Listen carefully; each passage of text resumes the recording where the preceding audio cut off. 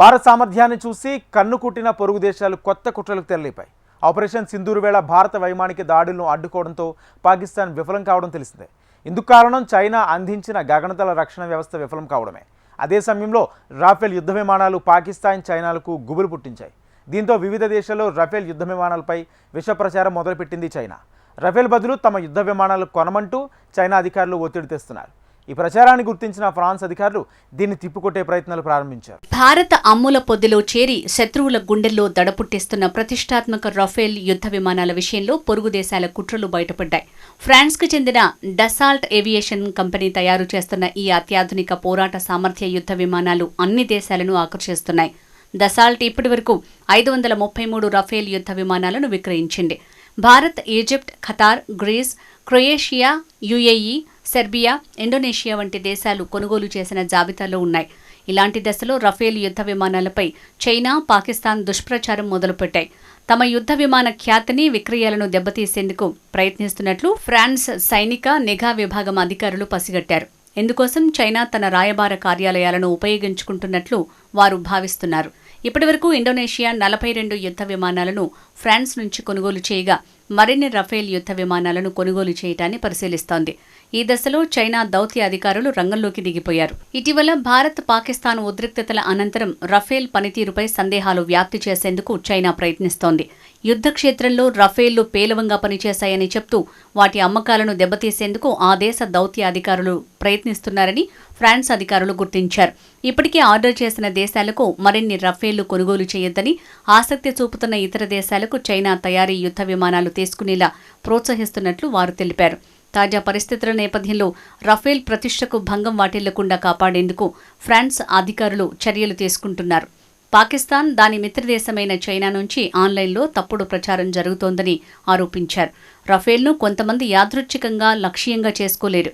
శక్తివంతమైన ఈ యుద్ధ విమానం ఫ్రాన్స్ సామర్థ్యానికి ప్రతీక. దీన్ని టార్గెట్ చేసుకోవడం ద్వారా మా దేశ విశ్వసనీయతను దెబ్బతీసేందుకు యత్నించారు అని పేర్కొంది. ఆసియా దేశాలతో ఫ్రాన్స్ భద్రతా సంబంధాలను బలహీనపరచాలని చైనా ప్రయత్నిస్తుందేమోనని లండన్లోని రాయల్ యునైటెడ్ సర్వీసెస్ ఇన్స్టిట్యూట్కి చెందిన air power specialist Justin branch తెలిపారు.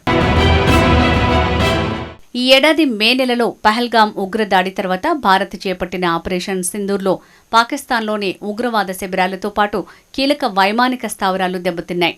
అయితే ప్రతి దాడిలో తాము భారత్కు చెందిన 5 యుద్ధ విమానాలను నేలకూల్చామని, వాటిలో 3 రఫేళ్లు ఉన్నాయని పాకిస్తాన్ ప్రకటించింది. అంతటితో ఆగకుండా కూల్చిన యుద్ధ విమానం ఇదేనంటూ సోషల్ మీడియాలో ఫోటోలు షేర్ చేసింది.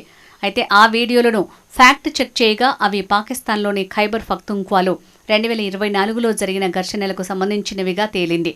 పాకిస్తాన్ షేర్ చేసిన ఫోటోలు 2021లో పంజాబ్లోని మెగా జిల్లాలో ప్రమాదవశాత్తు కూలిన IAF MiG-21 ఫైటర్ జెట్ అని బయటపడింది.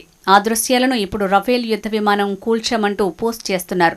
ఇవన్నీ నమ్మొద్దు అని PIB ఫ్యాక్ట్ చెక్ పోస్ట్ చేసింది.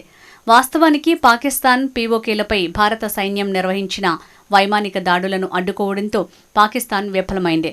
ఇందుకు కారణం చైనా నుంచి దిగుమతి చేసుకున్న గగనతల రక్షణ వ్యవస్థలు పూర్తిగా విఫలమయ్యాయి. దీంతో చైనా యుద్ధ సామాగ్రి సామర్థ్యం మీద అనుమానాలు మొదలయ్యాయి. మరోవైపు పాకిస్తాన్ ప్రత్యామ్నాయంగా అమెరికా నుంచి యుద్ధ సామాగ్రిని కొనుగోలు చేసేందుకు ప్రయత్నాలు మొదలుపెట్టింది. అంతర్జాతీయంగా తమ ప్రతిష్ట దెబ్బతినడంతో చైనా అధికారులు భారత్ ఉపయోగిస్తున్న రఫేల్ యుద్ధ విమానాల మీద విష ప్రచారం మొదలుపెట్టినట్లు తెలుస్తోంది. భారత వాయుసేన దగ్గర ఇప్పటికే 36 రఫేల్ యుద్ధ విమానాలున్నాయి. వీటి విలువ 59,000 కోట్ల రూపాయలు. ఈ విమానాలను పాకిస్తాన్, చైనా సరిహద్దులకు సమీపంలోని కీలక వాయుస్థావరాలలో మోహరించారు. మరోవైపు మన నౌకాదళం కూడా 26 రఫేల్ మెరైన్ జెట్ల కొనుగోలు కోసం నిర్ణయం తీసుకుంది. వాయుసేన కోసం రఫేల్ జెట్లను కొనుగోలు చేసేటప్పుడు మన దేశం ప్రత్యేకంగా వాటిలో కొన్ని మార్పులు చేయించింది. భారత అవసరాలకు తగ్గట్టు నిర్దిష్ట ఎలక్ట్రానిక్స్, ఆయుధాలను వాటికి అమర్చేలా చూసింది. ఇప్పుడు భారత నౌకాదళ వెర్షన్కు ఆ అదనపు హంగులు కొనసాగుతాయి. Rafale 4.5 generation multirole fighter jet ద్వారా గగనతలం నుంచి గగనతలంలో లక్ష్యాలపైకి, గగనతలం నుంచి నేలపై లక్ష్యాలపై ఖచ్చితత్వంతో దాడులు చేయొచ్చు.